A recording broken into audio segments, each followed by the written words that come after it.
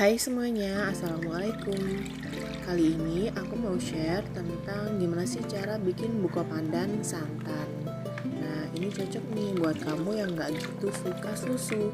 Kadang ada sih ya beberapa orang yang susu itu enek gitu. Tapi kalau pakai santan ini kamu dijamin pasti suka nih. Sebelum mulai jangan lupa untuk klik tombol subscribe dulu ya. Jadi, kamu pengen tahu pasti bahan apa yang aku pakai dan bagaimana cara membuatnya? Simak terus videonya sampai akhir ya. So, stay tune terus.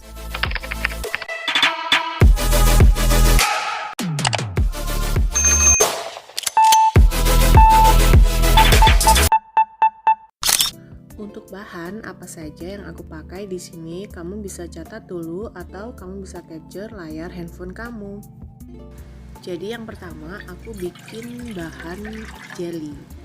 Aku tuang air putih ya, kemudian aku masukkan 1 bungkus jelly. Jelly ini aku pakai Nutrijel rasa kelapa muda. Kemudian aku masukkan gula pasir.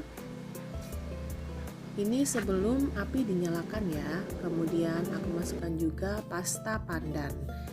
Lalu aduk-aduk sampai semuanya tercampur rata dan pastikan tidak ada yang menggumpal.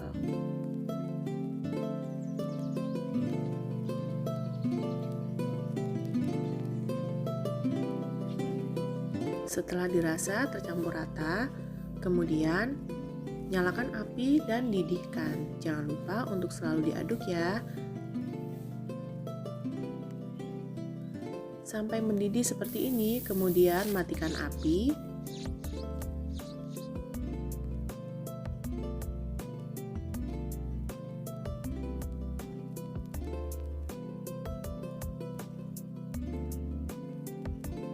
Lalu aduk-aduk lagi agar uap panasnya hilang.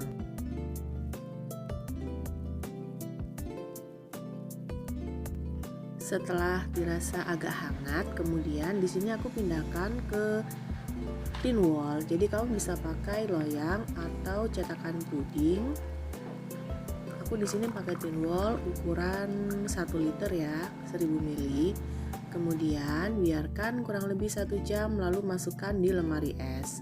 Setelah set seperti ini, kemudian aku mulai potong kecil-kecil.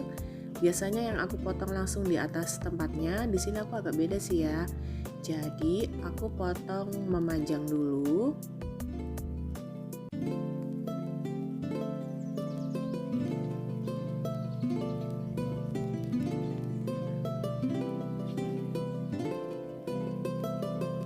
Kemudian aku potong jadi 2.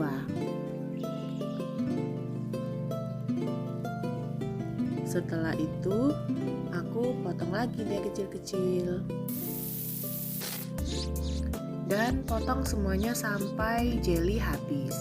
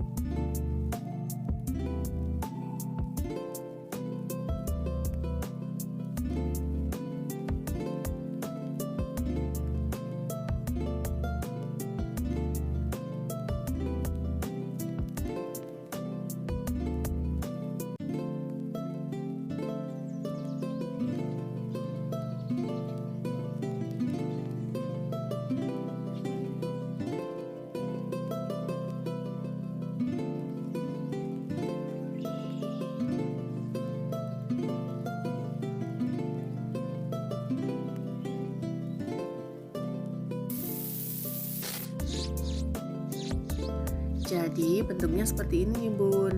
Jadi dia bergerigi gini ya. Tapi kalau kamu pengen yang kotak polos dadu, itu juga nggak masalah. Sesuaikan dengan selera masing-masing. Setelah itu untuk bahan pelengkap lainnya aku pakai 2 sendok biji selasi. yang kemudian direndam dengan air panas. Lalu aduk-aduk sebentar dan sisihkan sampai dia mengembang.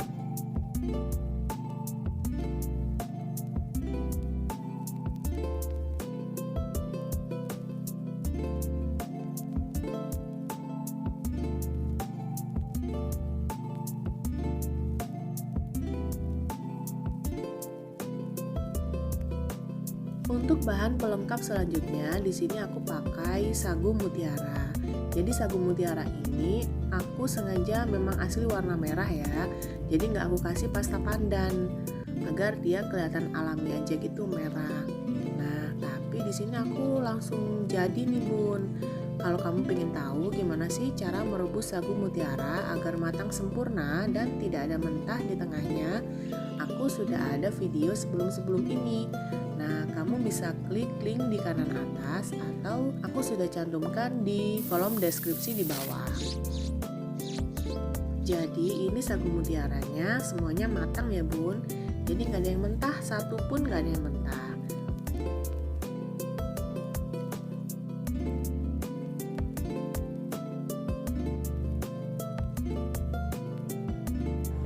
Setelah itu, untuk bahan kuah, di sini aku masukkan santan. Kemudian aku tambahkan dengan keju oles. Lalu susu evaporasi.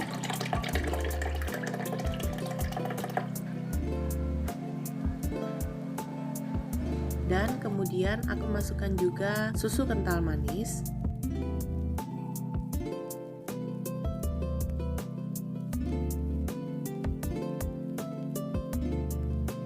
Jangan lupa ditambahkan juga dengan pasta pandan nih bun, jadi agar warnanya hijau.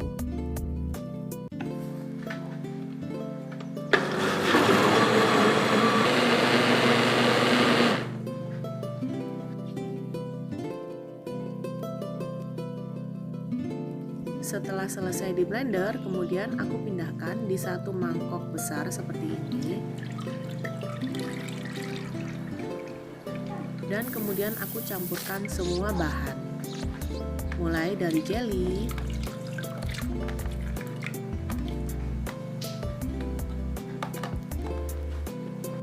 kemudian sagu mutiara. Kamu juga bisa tambahkan kelapa muda ya bun, jadi daging kelapa muda juga bisa ditambahkan. Hanya karena di sini susah nyarinya, jadi aku skip untuk kelapa mudanya. Kemudian aku masukkan juga biji selasih. Dan aku di sini juga pakai nata de coco slice. Tapi kamu bisa pakai nata de coco yang padat, yang balok itu juga boleh. Kemudian aduk-aduk sampai semua mencampur rata. Jadi untuk ide jualan ini juga bisa nih bun. Di akhir video aku juga pakai cup dengan ukuran 300 ml. Nah, dalam satu resep ini aku bisa menghasilkan 10 cup ya dengan volume 300 ml. Kemudian di kolom deskripsi juga sudah aku jabarkan berapa bahan baku yang sudah aku beli dan estimasi harga jual untuk per cupnya. Jadi kamu bisa simak deskripsi di bawah ya.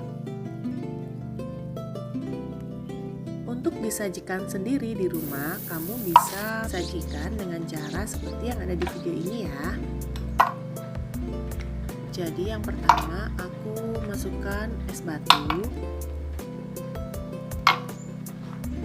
Kemudian aku masukkan sagu mutiara.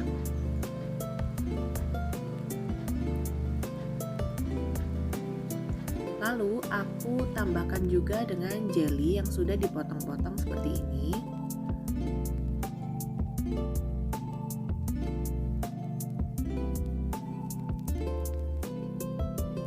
Dan masukkan juga nata de coco slice,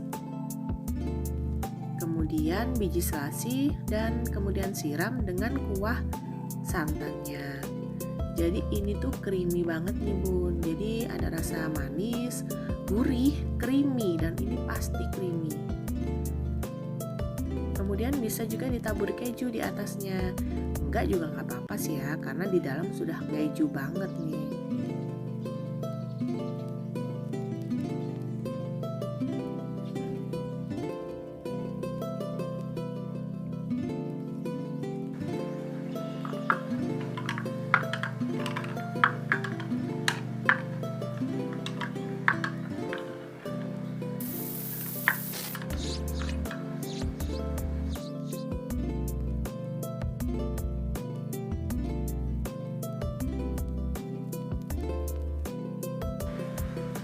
ini nih, cup yang aku maksud tadi. Jadi satu cup ini volumenya 300 ml dan aku bisa hasilkan, sekali lagi nih ya aku jelaskan, jadi aku bisa hasilkan 10 cup untuk satu resep yang sudah aku buat ini.